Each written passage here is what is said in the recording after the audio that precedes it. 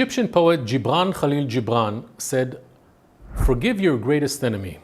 I have already forgiven myself." If you are the type of person who takes things to heart, suffers frequent pangs of conscience for behavior that you are unhappy with, if you have a hard time living in your own skin, this chapter is for you. If you are a perfect person who is always right, if you are smarter than most people and impatient with those who politely explain to you that you are wrong, then this chapter is especially for you. There are various situations in which we want to forgive ourselves. When we offend or yell at someone and later regret this, when we cause an accident and someone is badly hurt, when we lose money in a failed investment and we feel stupid, when we succumb to social pressure and act against our instincts because we want to please our parents or society, when we bury 5 people in our backyard and do not tell their families that we murdered them. Okay, let's stop at this point, and I will start with an important comment written to me by a student who heard my lecture on this topic.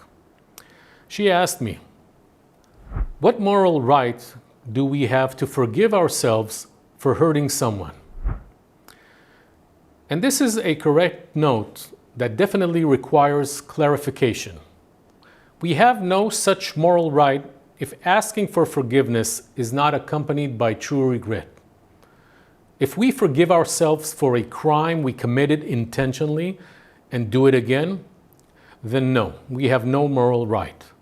Self-forgiveness should be the result of a process of awareness, an effort to make peace with a sin we've committed intentionally. Forgiveness without regret is not forgiveness. It is justification, granting legitimacy for another bad deed. Forgiveness without regret may lead to catastrophic results for ourselves and others. But I'm assuming that you are the good type of people who are aware of themselves, can differentiate right from wrong, and that the worst thing you've done is butcher a karaoke song, and that you want to relieve the pain of a memory that gives you guilty conscience. Let's divide the issue into 2. Self-forgiveness for something that happened despite our good intentions, for which we beat ourselves up or pity ourselves, and self-forgiveness for something we did intentionally.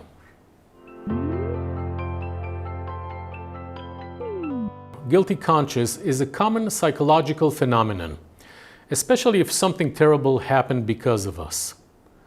Yogi Berra, a famous baseball player for the New York Mets and then the Yankees, was once asked why they lost the game. And Yogi Berra gave an answer that became a famous American quote: "We made too many wrong mistakes." Now, this quote is considered humorous, but the more I thought about it, I came to understand that Yogi Berra was right. There are right mistakes and there are wrong mistakes. What's a right mistake? A mistake we made unintentionally. What is a wrong mistake? Insisting on making the same mistake again and again. As Daniel Dennett said, "The main trick to making good mistakes is not to hide from them, especially not from ourselves." So for the sake of proportion, let's take the most extreme scenarios. People who forgot their child in a car at the heat of the summer, who fell asleep while driving and caused a fatal car accident, who invested their money with Bernie Madoff and lost everything. Now, such events can shatter every bit of confidence and foundations we have in this life. How do you dull the emotions of such a hard memory, accompanied by terrible guilt? Well, I think there's really only one option, one question we must ask ourselves. Did I make this mistake intentionally? Did I intentionally lose money in an unsuccessful investment? Did I intentionally fall asleep while driving? And I can go on, but you get the idea. The answer is no, it was a mistake. And if, by the way, it was on purpose because we wanted to harm somebody or ourselves, well, that requires a more thorough investigation. Why would you want to harm somebody or yourself? In this case, I highly recommend seeking the professional assistance of a psychologist or a therapist. Yes, there are small mistakes that can be fixed, more serious mistakes, and terrible mistakes that you cannot fix and cannot rewind the clock backwards. And that is the point. We cannot turn back the clock. I remind you that there is no point in asking why the mistake happened. The only question you can ask is, what next? What is the message, if any?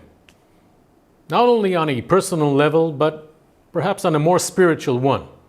There are many people who come closer to God after a trauma or become more spiritual. Others lose their faith. Whatever suits a person. But traumas do promote the knowledge that there are things that happen in this universe that are bigger than us. What is not healthy is to beat ourselves senseless and decide that we are bad people because of what we did and what happened. People experiencing guilt or shame have a higher tendency to self-criticism and self-blame, self-destructive behavior, and self-neglect and abuse such as starvation, emotional eating, alcohol, drug and cigarette abuse. Some develop the belief that they do not deserve for good things to happen to them. Sometimes guilt is channeled into more damage towards others because since I'm already a bad person, we'll justify this and continue causing harm. Self-forgiveness is the most significant step to take because, as I've said, we have two options: self-destruction that will lead to the conclusion of our lives, or finding the way to improve our relationship with ourselves. Self-forgiveness improves our relationship with ourselves.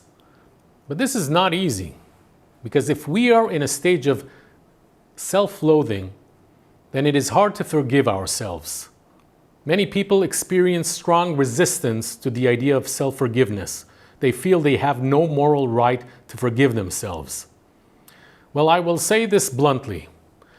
You have no moral right not to forgive yourselves, because with such a refusal, you are also harming your loved ones who are suffering from your situation, and you refuse to repair what needs repairing.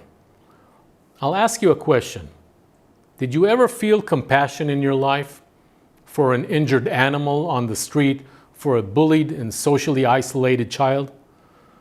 So imagine that you are this injured animal. You are this child. And this is the stage to refer to yourselves in third tense. I will elaborate on this in the next stages of this course, but for now, I'll provide an example. Imagine yourselves lying injured on the street. Help this self that is now lying on the ground, wounded. Look at yourself from a bird's eye view. I ask you to close your eyes and imagine yourselves lying huddled in the street, maybe bleeding, definitely frightened, and feel compassion to this person. Because you know what compassion is. You've felt this compassion for others throughout your lives. To conclude the forgiveness part, let's talk about the obvious. The forgiveness we need to ask for, not give. An apology for something we've done. As it turns out, researchers have found an effective way to do this. I confess, I've also done bad things in my life. I've stolen something expensive from a friend. I abused and insulted people who were dear to me.